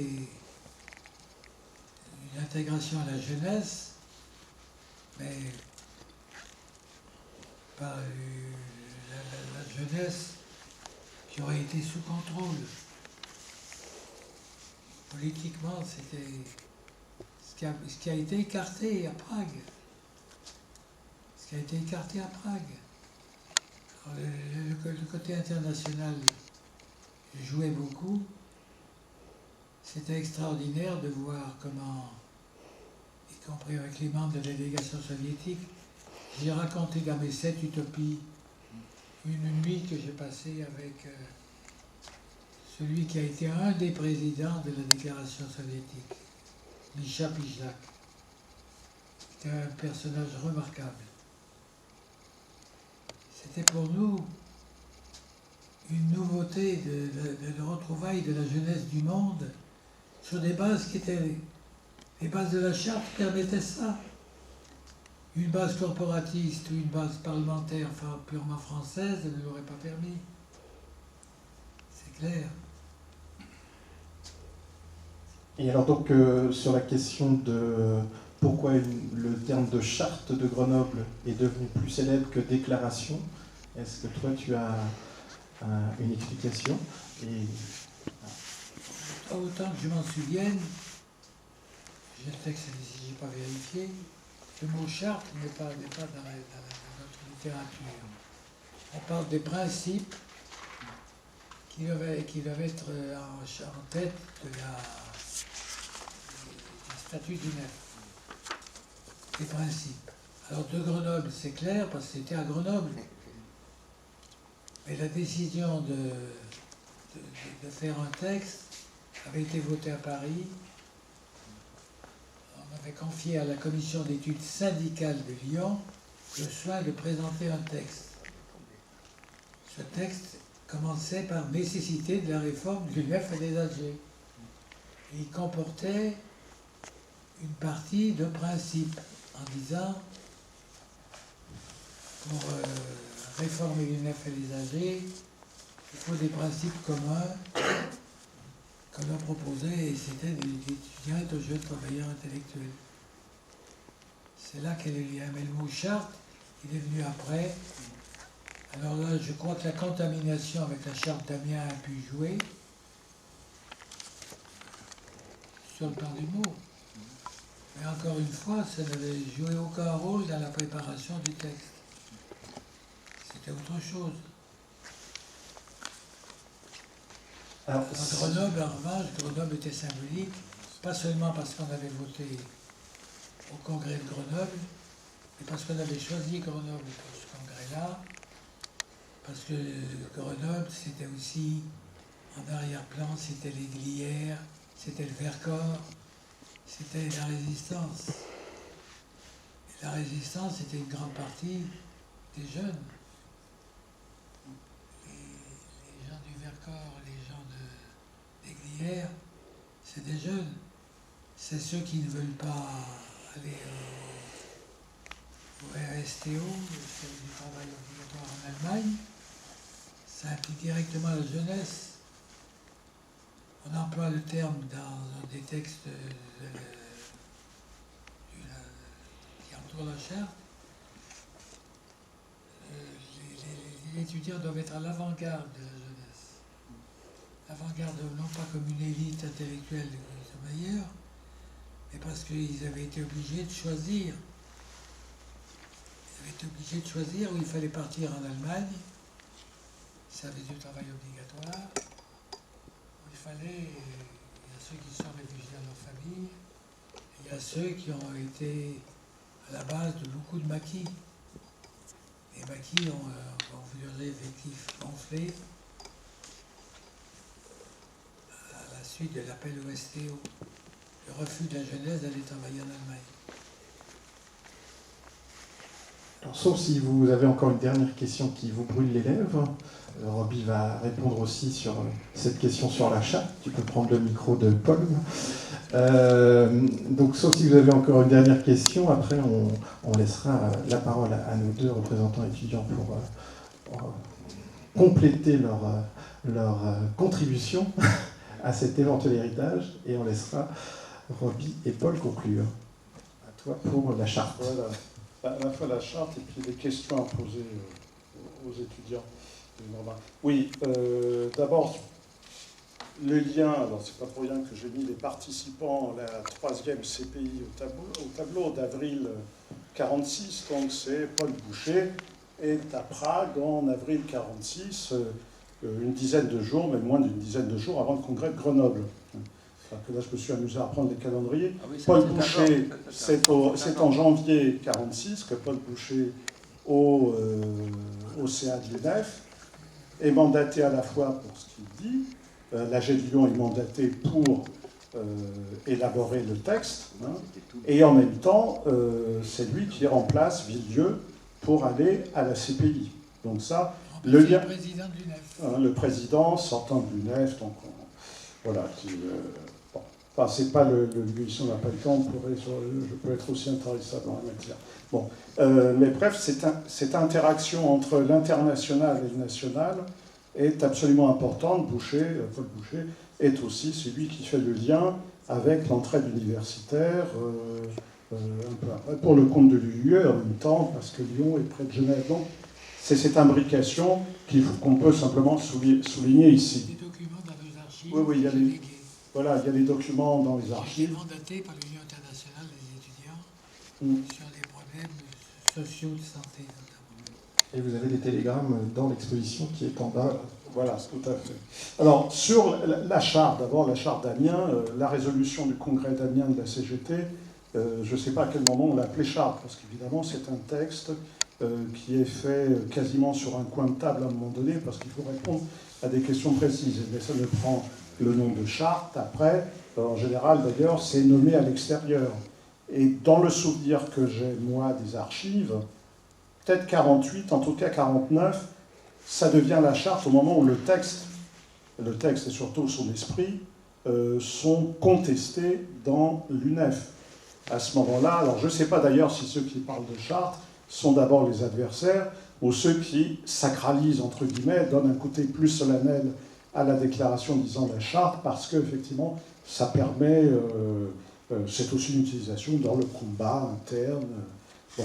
Mais c'est vrai qu'il faut qu'on reprenne, qu'on voit ce qu'il y a dans les archives. En 46, c'est certain, ça ne s'appelle pas charte. 47, le congrès de l'UNEF se tient à Strasbourg, là où il était prévu qu'il se tienne en 46, mais Strasbourg ne pouvait pas l'accueillir. Donc j'ai juste vu un résumé du congrès de Strasbourg, je ne me souviens pas de charte. En 49, je ne sais pas si au congrès s'il y est, en tout cas, au congrès du Touquet, on parle de la charte. Et il y a un compte-rendu de l'AG lyonnaise, qu'il y a dans les archives à la BDIC. Donc je ne sais plus si c'est le compte-rendu de 49 ou le compte-rendu de 50, ou, oui, 49, c'est le Touquet, où justement, le compte-rendu dit « la charte est remise en cause ». Est-ce que je peux te couper? Oui. Parce que moi-même, j'ai omis de relire tout à l'heure. Le mot charte, il est quand même dans la Déclaration des droits et devoirs. Oui. À la fin, on dit la déclaration. On appelle ça la déclaration de Grenoble, mais on dit, en gros caractère, cette déclaration constitue désormais la charte, avec C majuscule, de l'étudiant. C'est pas la charte de Grenoble, c'est la charte de l'étudiant. Et sera placée en préambule au statut de l'UN et à ceux de toutes les AG. Donc le mot charte, il est bien d'époque. Oui. Alors, ce que je tiens à souligner aussi, c'est que... le nom de charte de l'étudiant. Voilà, charte de l'étudiant. N'oubliez pas que pendant toute la guerre... des droits et des devoirs de l'étudiant. Pendant toute la guerre, il y a une discussion sur les statuts. Statut de l'étudiant, charte de l'étudiant, bon, qui est en jeu entre l'État vichiste, l'UNEF, et on parle beaucoup de statut, de charte du travail. C'est peut-être aussi des mots, hein, c'est peut-être des mots qui sont trop vichistes à un moment donné, oui, tout à fait, oui. Voilà, qui ne sont pas immédiatement utilisés, mais charte de l'étudiant, on a par exemple 1942, je n'ai pas les notes ici, mais j'ai regardé hier, je crois que c'est 42, ça c'est aux Archives nationales que je l'ai vu, un journal de la collaboration qui dit « bientôt une charte de l'étudiant ». Donc là aussi, il faut prendre la question de comment les mots sont utilisés, effectivement, les textes sont utilisés dans le contexte, hein, et quelle valeur ils peuvent avoir. C'est comme, évidemment, corporation, corporatisme, au sortir de Vichy, ça n'a pas le même sens qu'avant-guerre ou après-guerre. Alors, ça, c'était un petit peu pour les questions. Alors, moi, ce serait une réaction à une question, c'est d'abord une réaction par rapport à ce que dit le président de PDE. J'ai parfois l'impression quand j'étais la première fois au congrès de la FAGE il y a 25 ans, en venant de travailler sur la charte de Grenoble, donc c'était juste après notre premier colloque, où il y avait le bureau national de la FAGE et des deux UNEF d'ailleurs qui étaient présents à ce colloque, donc il prenait le colloque du Germe, bon, la FAGE me demande où est-ce que vous pouvez venir, etc., etc. C'est la seule fois où on a été rétribué 2000 francs pour la participation à un colloque. On m'a demandé combien vous voulez, c'est pour le Germe, hein. J'étais interloqué, ça. C'était la dernière fois. Après, on a eu les voyages payés. Bon, même pour les uns et les autres, c'est normal. J'assiste à ce congrès et je vois Je pense que je vais débarquer chez les corporations historiques, tels qu'ils ont été décrits, tels qu'on peut les vivre de l'extérieur. Et je trouve un peu des éléments du congrès de Grenoble, une partie de Falluchard, de non-Falluchard, une partie de progressiste et tout, etc. Extrêmement masculin. Ça a changé beaucoup. Extrêmement masculin, sauf pour les femmes qui disaient rien à part faire le café. Bon. Voilà. Donc, et on voit bien que, par exemple, du côté de la FAGE, 2002, ils sont sur l'apolitisme et tout, 2002 sur le vote contre Le Pen, participation déjà à des grèves, 2006 sur le CPE, intégration intersyndicale, donc quelque chose qui était inimaginable. Et là, je suis en train d'entendre quelque chose qui évoque tout à fait, nous sommes en crise, on est menacé. Bon, voilà, il faut réfléchir à tout ça. Bon, ça, c'est une réaction. Mais évidemment, c'est dans un climat où il n'y a pas l'UNEF, mais il y a plusieurs organisations étudiantes. Mais c'est vrai que c'est des réminiscences. Il y a une sorte de la réinvention permanente. Hein, comme disait Raphaël de Santis, syndicalisme étudiant, une réinvention permanente. Alors moi, la question plus à tout le monde, mais aux forces dominantes, est-ce qu'on pense, comment on pense la question de l'unité chez les uns, chez les autres? Est-ce qu'on pense que, est-ce qu'il faut une organisation, une structuration étudiante unitaire, commune, à l'instar de ce qu'était la Grande UNEF, un grand syndicat unique de tous les étudiants? Ou est-ce qu'on pense que toute cette affaire-là est dépassée, que maintenant il faut prendre acte du fait qu'il y a plusieurs organisations? Ou si on pense qu'il faut un seul mouvement, aller tendre vers cette utopie historique, et pas forcément, quand on dit utopie, au sens d'utopie réaliste, hein, donc quand on la revendique, c'est qu'elle est réaliste. Est-ce que ça va venir simplement par le grossissement des uns et la disparition des autres, hein, un président de la FAGE le pensait en 96 ou 97, la FAGE allait grossir, allait bouffer tout le monde, et puis bon, ça ne marche pas comme ça. Est-ce qu'il n'y a pas un peu cette tentation chez les uns, chez les autres, au lieu de se poser le problème de comment est-ce qu'on peut avoir des espaces communs de dialogue, de discussion, hors caméra, hors presse? Bon, c'est vrai qu'on en fait. Alors, comme il est bientôt 17h, on va laisser une minute à chaque représentant étudiant pour répondre à cette lourde question, et après on vous laissera une minute pour conclure chacun. Voilà. Mais moi j'ai conclu, parce que pour moi, par les questions...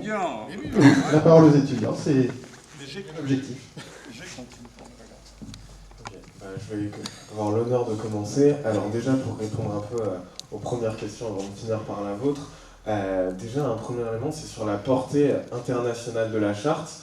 Alors en tant que telle, aujourd'hui, à l'UNEF, on continue à porter cette valeur internationale, pas nécessairement en portant le texte en tant que tel, mais en portant les idées qui ont pu être posées dans cette charte, qui je pense est fondamentalement ce qui est le plus important. Je prends par exemple un exemple aujourd'hui, c'est qu'on a un camarade de l'UNEF qui est parti à Florence, notamment pour pouvoir continuer à porter ce discours-là sur le fait qu'aujourd'hui, cette vision de la jeunesse, elle n'a pas vocation à être une vision entre guillemets franco-française, mais au contraire une vision selon laquelle toutes les jeunesses de tous les pays, entre guillemets, doivent mener le même combat parce qu'ils ont les mêmes aspirations à vivre mieux que leurs parents, à pouvoir s'insérer professionnellement, à pouvoir, entre guillemets, profiter de leurs années d'études pour pouvoir avoir une vraie réflexion de fond. Et ça, c'est un élément commun qui, entre guillemets, transcende la jeunesse française, mais doit également transcender l'ensemble des sociétés. Et donc ce discours, on continue à le porter. Et puis, un deuxième élément, c'est sur ce que vous posiez comme question, sur le fait que, entre guillemets, est-ce qu'on voyait, entre guillemets, le mouvement étudiant comme, finalement, à terme, l'idée de reconstruire une grande UNEF, ou, entre guillemets, une fin où, notamment ce que vous disiez sur l'évolution de la FAGE qui est devenue plus politique, c'est qu'aujourd'hui, pour nous, plus qu'entre guillemets avoir une organisation qui ressemblerait l'ensemble des étudiants comme pouvait l'être autrefois la grande UNEF, la vocation pour nous de cette UNEF, c'est de garder cette branche syndicale, c'est de garder cette vocation de pouvoir essayer de transformer la société. Alors juste pour répondre à ce qui s'est dit un peu avant, sans devenir un parti politique, aujourd'hui l'UNEF elle n'a pas vocation à, entre guillemets, remplacer les partis politiques ou à les supplanter, elle a vocation à essayer de transformer la société.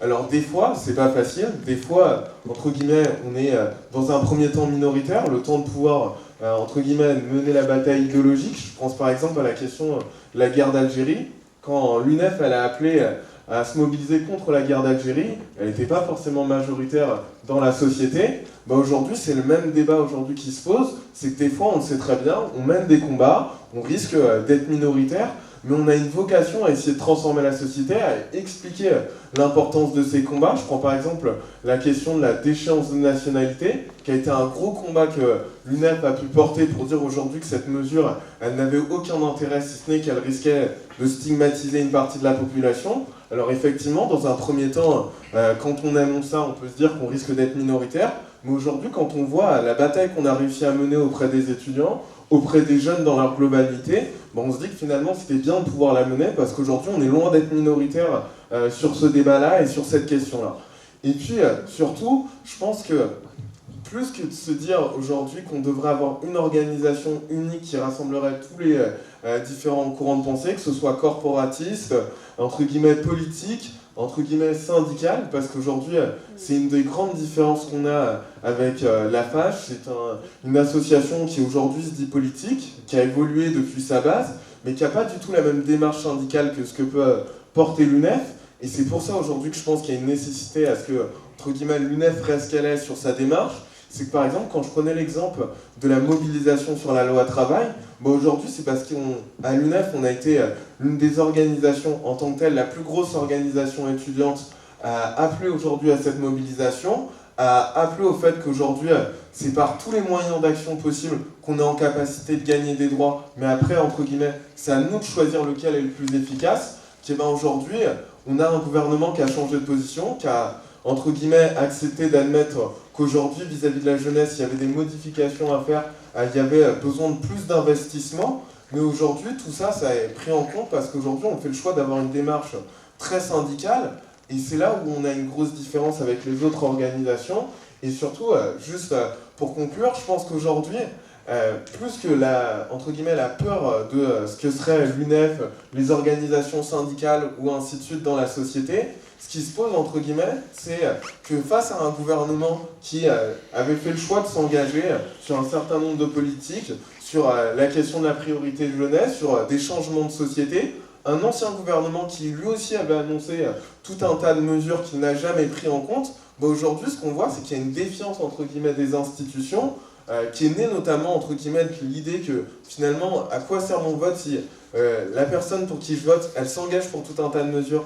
mais elle ne les met jamais en place. Et nous, notre réponse par rapport à ça, et c'est là où je vais conclure, c'est de dire qu'aujourd'hui, nous, entre guillemets, c'est pas abandonner notre modèle, dire qu'aujourd'hui, on ne devrait plus défendre l'intégralité des jeunes, c'est entre guillemets de se battre à tout moment pour montrer l'efficacité de notre démarche.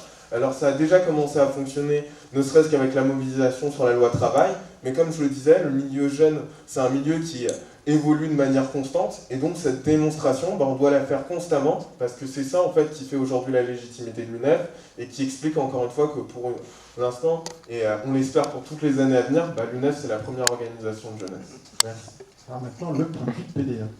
Oui, je pense qu'effectivement, il ne faut rien abandonner, et au travers de toutes nos activités, on garde quand même toujours, quelle que soit l'organisation, un respect profond pour l'engagement, parce que je pense qu'on s'engage tous énormément, outre mesure même, dans nos activités.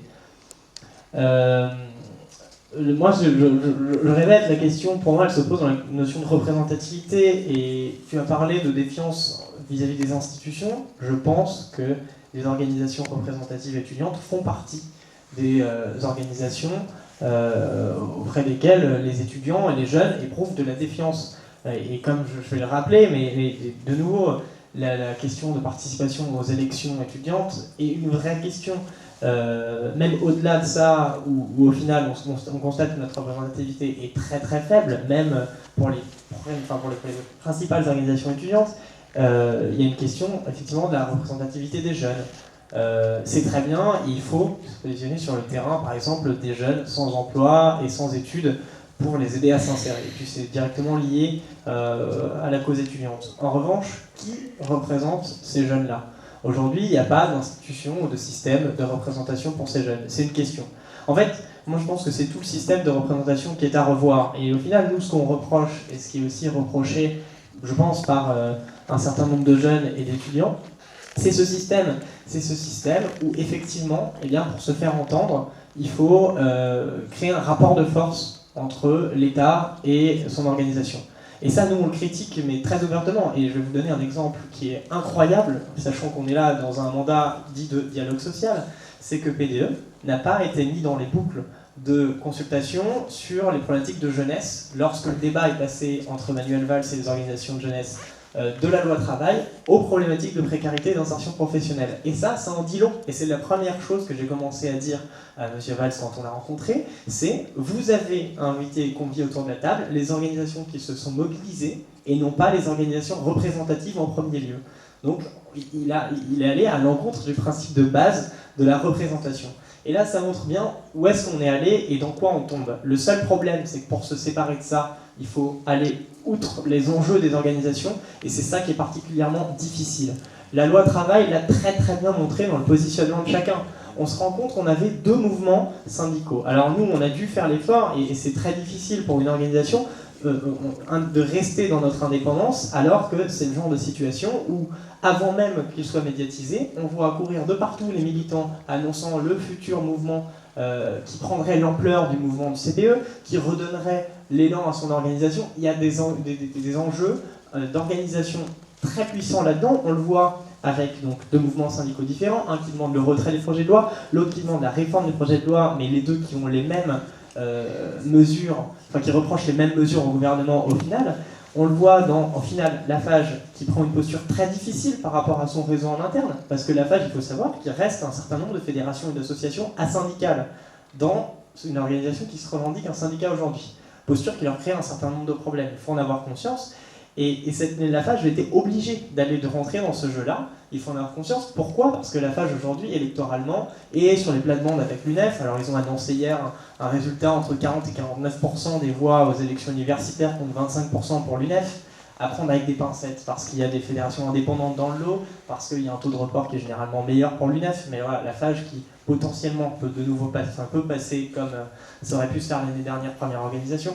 Voilà, il y a tous ces enjeux dont il faut prendre en compte, et moi je pense que c'est tout ce système institutionnel, donc d'enjeux d'organisation, de rapport de force avec l'État, qui au final pourrit un certain nombre de débats, qui fait qu'on n'arrive pas à faire que les réformes, que les enjeux, que les questions soient appropriées par les étudiants et se traduit par ce manque de représentativité. Et c'est un petit peu ce que j'ai la chance de travailler dans une situation où en crise j'ai une grande marge de manœuvre et où en plus au niveau des organisations tout peut se chambouler avec cette grande concurrence, avec cette instabilité et les questions actuelles posées sur la jeunesse.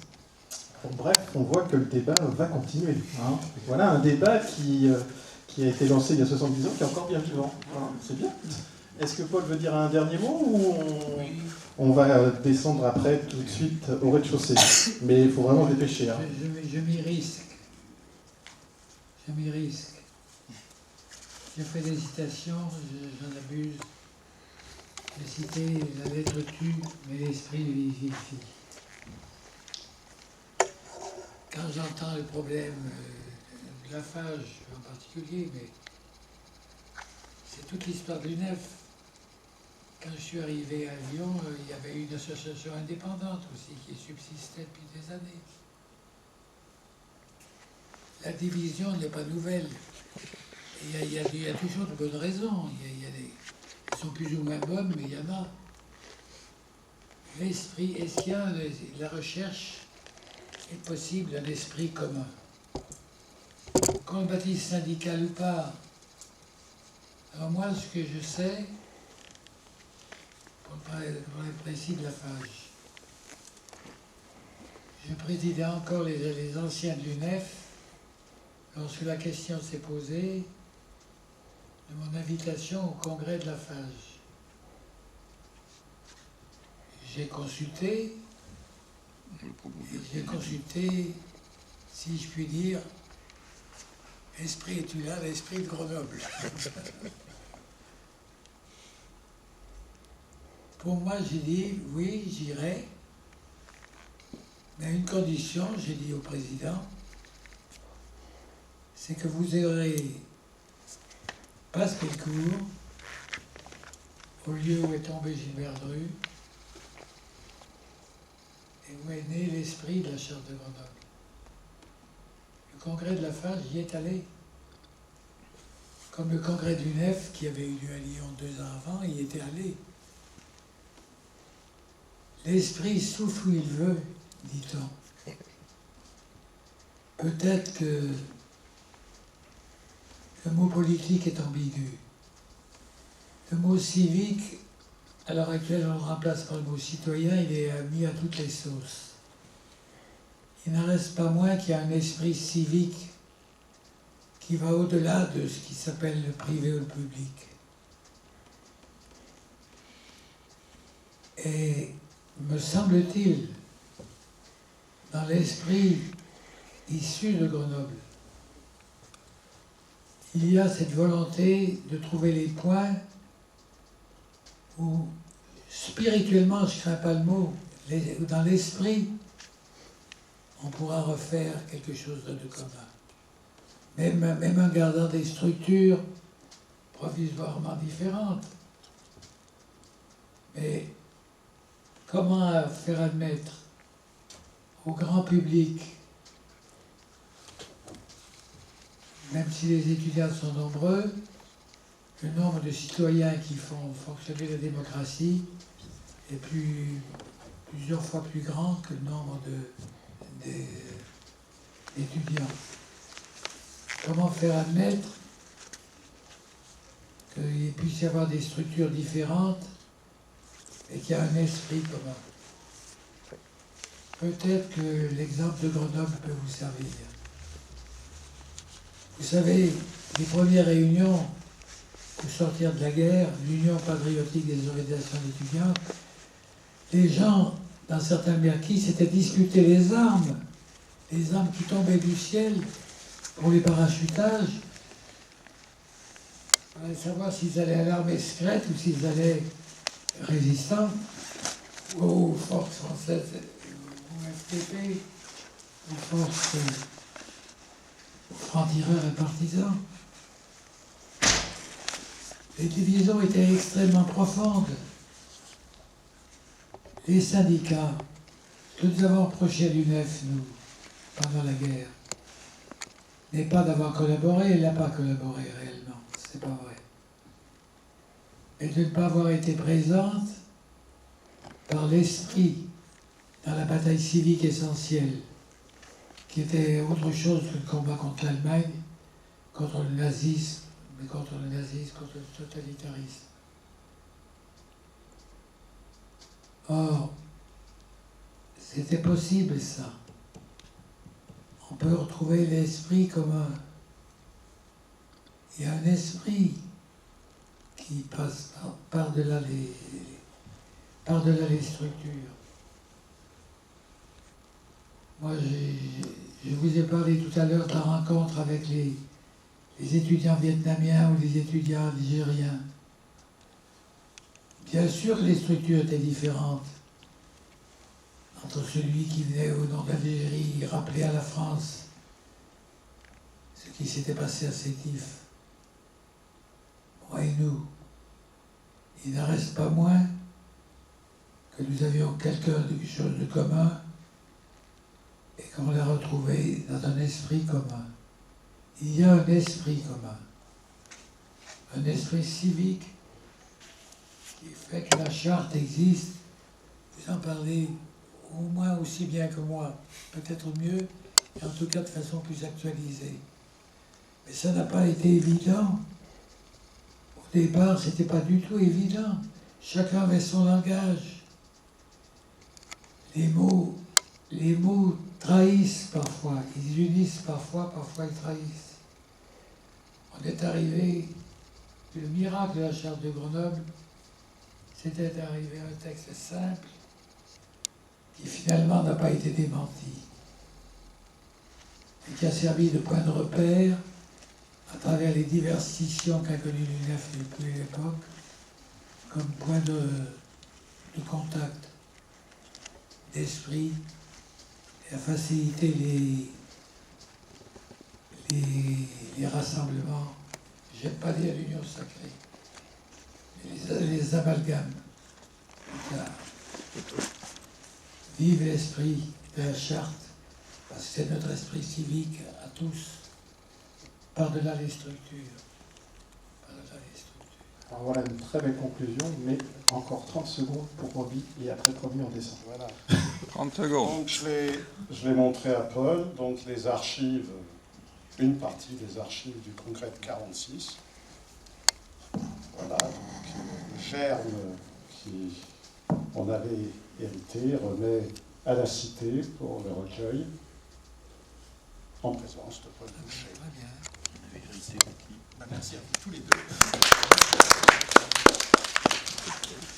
Donc rendez-vous au rez-de-chaussée pour un petit pot et découvrir, pour ceux qui n'ont pas encore découvert, l'exposition sur 150 ans d'engagement étudiant à l'international, avec encore des documents de Paul Boucher.